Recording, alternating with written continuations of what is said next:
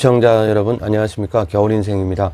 자, 승무표 50회차는 14경기 가운데서 3경기를 복식으로 잡고 11경기를 단통으로 가져가면서 12,000원 복식 구매로 도전을 해보겠습니다. 첫 번째 경기가 펼쳐지는 울산 문수 경기장으로 가는 동안 구독과 좋아요 알림 설정 가볍게 한번 눌러주시면 감사하겠습니다. 승무표 50회차 1번 대상 경기는 울산과 대구의 26라운드 일정입니다. 어찌 보면 휴식기에 가장 큰 수혜자가 될 것 같은 울산이고요. 길었던 휴식기는 야구가 울산에 녹아들 수 있는 충분한 시간이 되었을 거라는 부분, 그리고 주민규 선수와의 호흡이 완성되었다는 전제라면 굉장한 시너지가 예상되는 울산의 최전방이기도 합니다. 루빅손 선수도 훈련장에서의 모습을 보면 어떠한 형태로든 출전의 가능성을 염두에 두어도 될 것 같고요.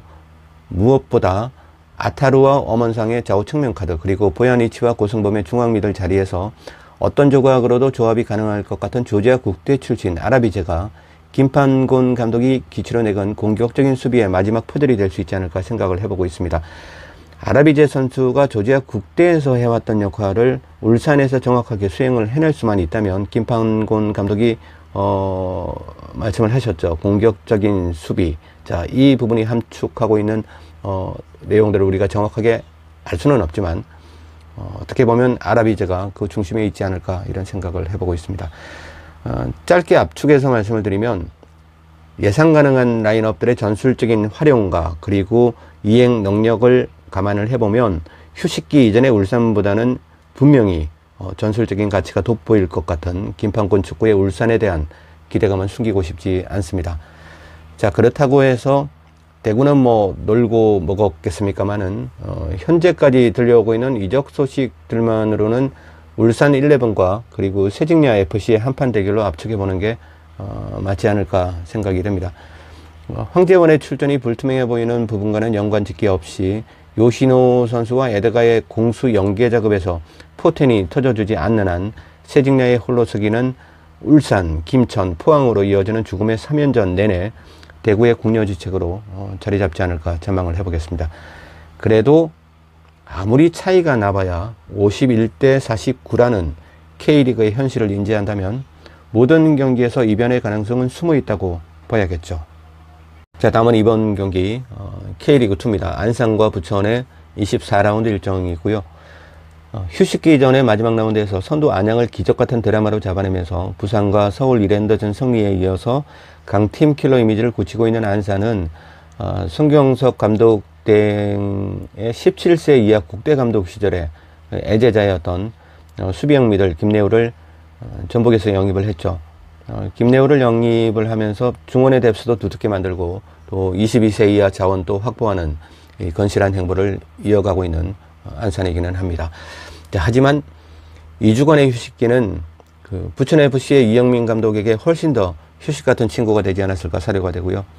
활동량이 많을 수밖에 없는 부천의 352 포메이션이 정돈이 되고 재충전이 되었다고 가정을 하면 아무래도 피니셔가 많은 부천이 좀 더 경기를 지배하지 않을까 이런 생각이 들고 안산의 욕심으로만 잡을 수 있는 매치업은 아니라는 생각이 듭니다.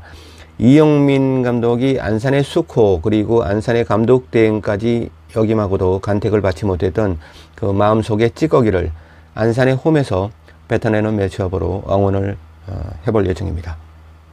자, 다음은 50회차 세 번째 매치업으로 가보겠습니다. 3번 대상 경기는 제주와 인천이 1합을 겨루게 되는 26라운드 일정입니다.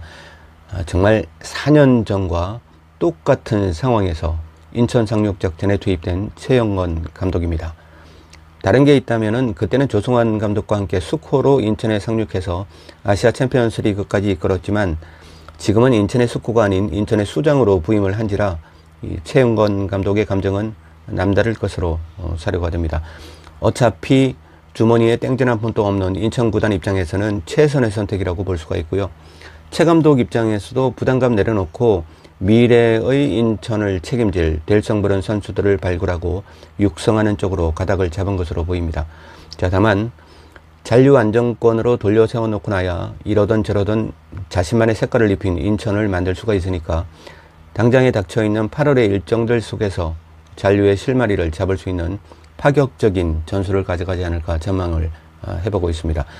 기존 3백을 4백으로 갈아탄다는 방침은 이미 선포를 해놓은 상태이기 때문에 연습 경기에서부터 선수들 간 그 주전으로 눈도장을 찍기 위한 보이지 않는 경쟁도 치열해 보이고요.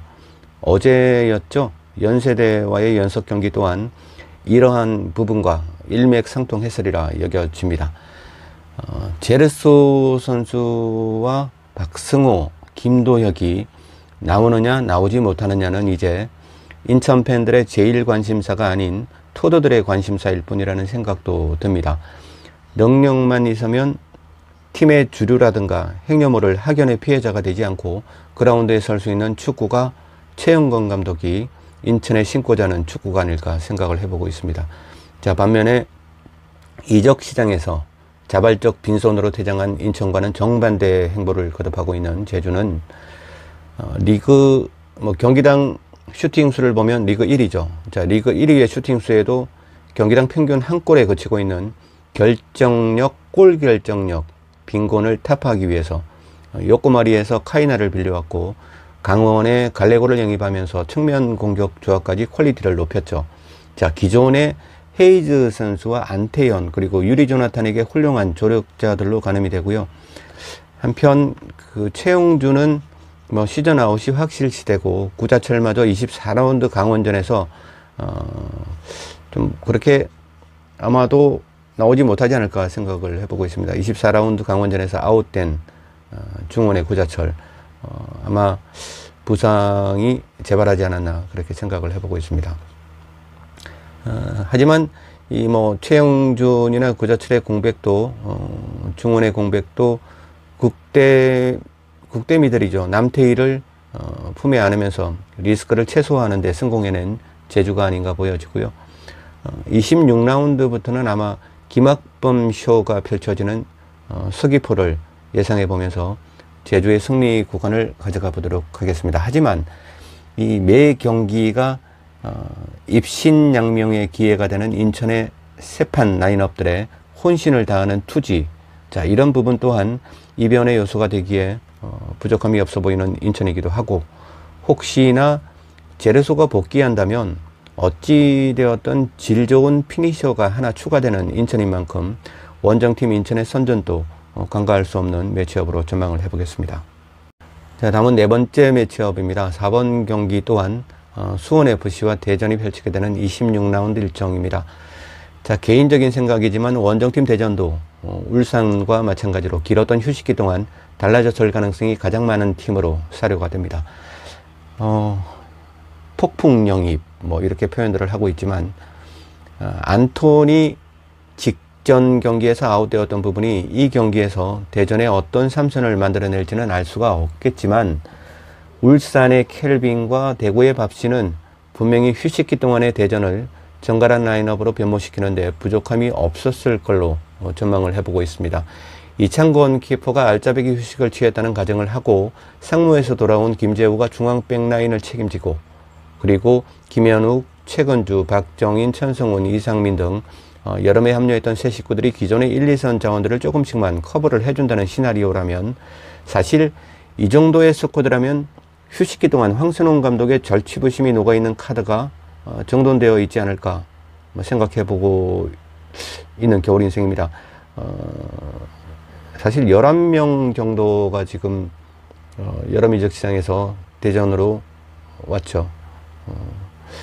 어떤 적시 전력도 분명히 있을 거고 교체 카드도 있을 거고 여러 가지 생각들을 해보고 있지만, 황순홍 감독의 어떤 머릿속에 히든 카드가 분명히 있지 않을까 그런 생각이 듭니다. 지금 황순홍 감독이 부임하고 1승밖에 거두지 못했기 때문에 아마 이번 여름 이적 시장의 영입이 황순홍 감독의 많은 보관이 숨어있는 그런 카드가 아닐까 이런 생각을 해보고 있습니다. 반면에 아챔까지 노려볼 것 같았던 수원의 이적 시장의 행보는 챔피언스 리그는 가기 싫다는 뜻으로 받아들여도 무방하지 않을까 싶고요.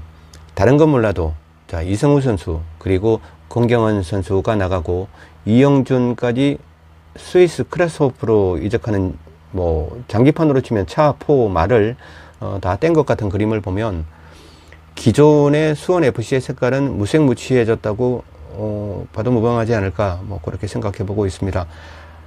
뭐 한교원, 안병준, 수타 그리고 전북의 키퍼 정민기 등으로 돌려막기를 했지만 어떻게 보면 연령대만 높아진 수원FC의 라인업만 자꾸 생각이 나고 현 시점에서 그리 신뢰하고 싶은 수원FC는 아니다라는 게 겨울인생의 개인적인 생각입니다. 자, 이성우가 전북으로 빠지면서 이 안데르손의 장점이 반감되었다는 생각은 변함이 없고요. 파이널 서든의 하프스페이스를 지배하던 수원의 모습은 실종되어 가고 있고 페널티 에어리어 안에서도 아주 여유로운 원투패스가 가능했던 이성우와 안데르손의 콜라보는 이번 세상에서는 더 이상 볼 수 없는 파이널 조합으로 회자되지 않을까 조심스러운 피드백을 해보는 시간입니다. 4번 경기 지워보겠습니다. 자, 다음은 5번째 매치업으로 가보겠습니다. 5번 경기는 K리그2 대상 경기이고요.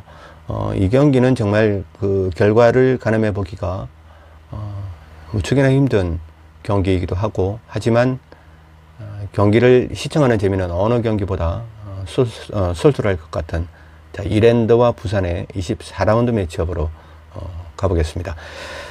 자, 일단은 현 시점의 기세로 보나 감독 간의 상승으로 보나 감독 간의 상승이라고 한다면 사실 양팀 감독 간의 대결로만 따지면 9번의 경기 중에서 6번의 무승부라는 결과가 나왔죠. 아무튼 비슷한 루틴을 가진 팀 간의 대결이라서 섣불리 마킹 라인을 구상해 보기가 힘든 매치업인 것만큼은 분명해 보입니다. 이 경기는 이랜드의 브루노 선수가 출전할런지 자, 내일 마지막까지 확인 후에 배팅 라인을 가져가는 게 좋지 않을까 보여지고요. 부산 같은 경우는 안병준을 수원FC로 보냈지만 팀플레이를 모토로 하는 조승환 감독의 축구에서 뭐 안병준의 이적은 그다지 아쉬움은 없어 보이는 딜이었지 않나 생각을 해보고 있습니다. 오히려 좌측의 포워드 라인, 왼쪽의 미들 라인, 왼쪽의 백 라인, 12라인까지 어느 포지션에 풀어놓아도 팀플레이가 가능한 2002년 월드컵 등이 김윤성 선수를 포항에서 임대해온 부분이 남의 뜻보다 더 커 보입니다. 오히려 안병준이 나간 부분보다 김윤성 선수가 들어온 부분이 훨씬 더 부산에게 이득이었지 않나 이렇게 생각을 해보고 있고요. 물론 개인적인 생각이기 때문에 신뢰성은 좀 떨어진다고 볼 수도 있겠죠. 하지만 그러니까 연령별로 뭐 엘리트 국대 코스를 밟아온 김윤성이야말로 부산이 시즌 초부터 애태워왔던 그 백라인의 적시 전력으로 손색이 없지 않나 보여지고 이준호와 음나파의 공격 라인의 보강 그리고 중원의 UA 중앙 백라인의 장성우 오른쪽 왼쪽 멀티 자원 강지훈 자 지난 청주전에서의 부산은 난자리 던자리 때문에 일회성 부침을 겪었다는 생각이 들고요. 조성환의 레고 조각은 라운드가 거듭될수록 빈 공간들이 딱딱 채워지리라 믿어보겠습니다. 그리고 직전 청주전에서의 석연치 않았던 판정에 비례하는 미세한 보상성 판정들이 부산에게 주어지지 않을까 하는 부분도 마킹 라인을 구성하는 데 있어서 염두에 두고는 있습니다. 자, 정리를 해보겠습니다. 브루노의 출전 유무에 따라서 분명히 마킹 구간을 달리 가져갈 것입니다. 지난 개막전에서 만들어낸 3대 0이라는 양팀의 결과물은 벤치의 수장과 팀의 A 전술과 A 옵션이 달라진 상황에서 의미 없는 분석이라는 생각이 들고요. 내일 최종 확정 구간 방송 때까지는 일단 중립기아를 받겠습니다. 자, 5번 경기는 내일이면 분명히 달라진 팩터들이 소신 있는 마킹 구간으로 안내하리라 믿어 의심치 않습니다. 이상으로 겨울 인생의 축구 이야기 승무패 50회차 1부 시간이었습니다. 자, 오늘 오후와 저녁 시간에 걸쳐서 2부와 최종편 3부 시간이 방송되고요. 내일은 최종 확정 구간으로 멤버십 가족님들을 찾아뵈면서 50회차의 일정을 마무리하도록 하겠습니다. 감사합니다. 겨울 인생이었습니다.